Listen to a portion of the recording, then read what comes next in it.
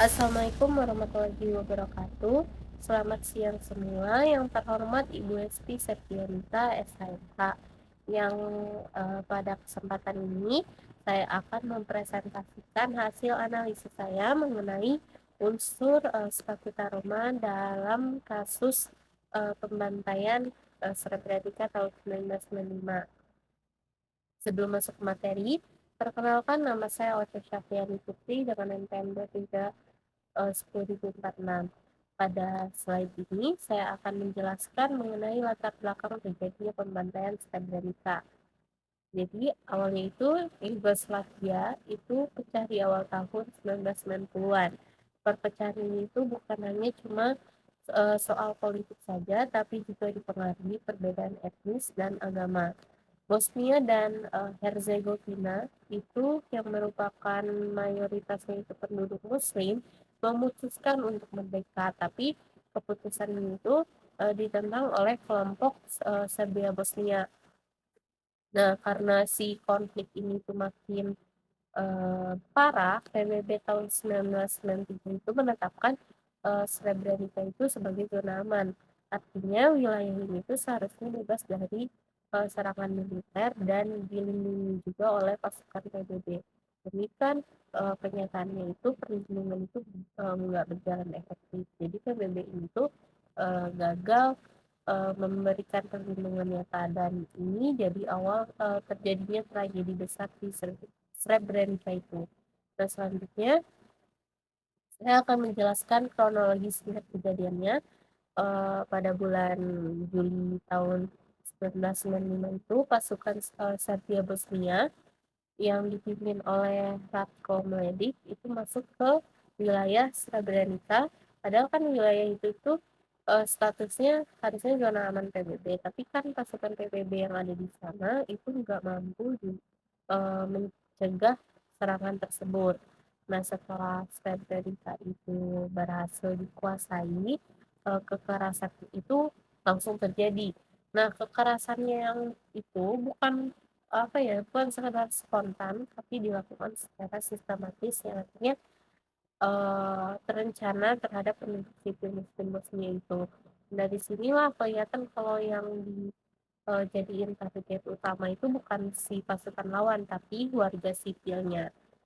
Di slide ini kita mulai masuk ke fakta-fakta penting kasusnya. Nah, jadi setelah wilayah itu dikuasai, pasukan Serbia Bosnia itu memisahkan penduduk berdasarkan jenis kelamin dan usia. Laki-laki dan anak laki-laki Muslim itu dipisahkan dari perempuan, anak-anak dan orang tua juga. Nah, setelah pemisahan ini tuh bukan cuman pemeriksaan biasa, tapi jadi langkah awal pembantaian. Jadi laki-laki dan anak laki-laki tersebut kemudian dibawa ke berbagai lokasi dan dieksekusi secara massal. Nah, pada saat itu jumlah korbannya yang terbunuh itu diperkirakan lebih dari 8.000 orang, yang dimana ini menunjukkan bahwa pembunuhan ini tuh dilakukan secara besar-besaran dan terencana. Masih lanjutan dari fakta kasusnya, tapi ini tuh fokus ke setelah pembunuhan. Nah, jadi setelah dieksekusi itu jenazah para korban ini itu dikuburkan di kuburan massal. Bahkan menurut temuan itu beberapa kuburan ini itu dipindahkan lagi ke lokasi lain supaya jejak kejahatannya ini itu hilang. Nah, ini tuh kan nunjukin ya kalau adanya kekerasan pelaku, bahwa yang mereka lakukan itu adalah kejahatan serius. Nah, sementara itu perempuan, anak-anak dan orang tua itu tidak dibunuh, tapi dipaksa keluar dari Srebrenica, jadi dideportasi. Nah, deportasi ini itu dilakukan tanpa persetujuan dan dalam kondisi yang tidak manusiawi juga. Nah, tujuannya itu jelas, yaitu mengosongkan wilayah dari penduduk Muslim Bosnia. Setelah pembunuhan dan deportasi itu, ada bentuk kekerasan lain yang enggak kalah serius, yaitu perempuan Muslim Bosnia itu banyak yang menjadi menjadi korban pemerkosaan dan kekerasan seksual. Nah, kekerasan ini itu bukan, kejadian terpisah, tapi bagian dari, strategi untuk merendahkan martabat dan, menghancurkan, mental korban juga. Selain itu, rumah-rumah, penduduk dan masjid itu dihancurkan karena penghancuran itu punya makna simbolis, karena bertujuan untuk menghilangkan identitas agama dan budaya muslim Bosnia. Jadi bukan cuma, serangan fisik, tapi juga serangan terhadap identitas suatu kelompok. Masuk ke analisis hukumnya, yang pertama itu soal genosida yang ada di pasal 6 Statuta Roma.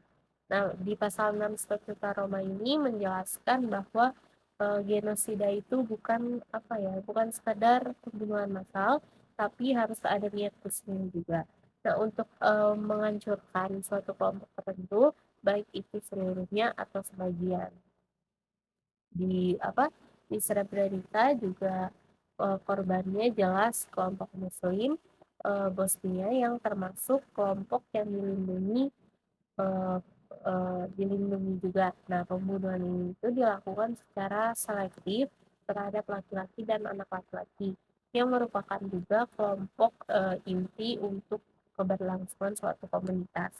Ini tuh menunjukkan adanya, niat untuk menghancurkan kelompok muslim Bosnia secara sebagian. Karena unsur niatnya itu dan perbuatannya itu terpenuhi, maka, pembantaian di Srebrenica itu dapat dikategorikan sebagai genosida. Nah, selain genosida, peristiwa ini juga memenuhi unsur kejahatan terhadap, kemanusiaan yang merupakan ada di pasal 7, yaitu pasal 7 Statuta Roma, yang menekankan adanya serangan yang meluas atau sistematis terhadap, penduduk sipil. Nah, jadi di Srebrenica yang diserang itu jelas penduduk sipilnya, bukan si kombatannya. Dan pembunuhan, massal ini dideportasi juga dan dipaksa, dan kekerasan seksual juga dilakukan secara teror terorganisir dan dalam skala besar juga. Jadi perbuatan itu bukan insidental, tapi bagian dari pola serangan yang direncanakan. Nah, karena itu tindakan ini itu memenuhi unsur kejahatan terhadap kemanusiaan. Nah, kalau kita lihat dari konteks konflik bersenjata, peristiwa ini juga masuk ke kejahatan perang. Itu ada di pasal 8 Statuta Roma, yang merupakan pasal Statuta Roma itu mengatur pelanggaran berat terhadap hukum humanitar internasional. Jadi korban di Srebrenica ini adalah penduduk sipil yang seharusnya itu kan dilindungi. Nah, apalagi wilayahnya itu sudah ditetapkan sebagai zona aman PPB, dan pembunuhan penduduk sipil ini, dideportasi paksa, dan penghancuran objek seperti rumah dan masjid itu merupakan pelanggaran serius terhadap Konvensi Jenewa juga. Oleh karena itu, tindakan-tindakan ini itu dapat dikualifikasikan sebagai kejahatan perang gitu. Jadi sebagai kesimpulan dari pembahasan saya ini, kita dapat simpulkan kalau pembantaian Srebrenica ini itu bukan cuma hanya suatu jenis kejahatan, tapi memenuhi 3 kategori kejahatan internasional sekaligus, yaitu ada genosida, kejahatan terhadap kemanusiaan, dan kejahatan perang. Jadi di kasus ini itu menunjukkan bahwa satu rangkaian tindakan itu bisa melanggar banyak ketentuan hukum internasional.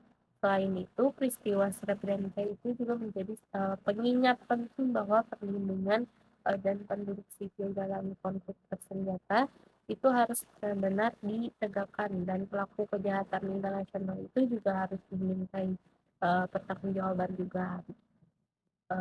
Sekian dari presentasi saya. Billahi taufiq wal hidayah. Wassalamualaikum warahmatullahi wabarakatuh.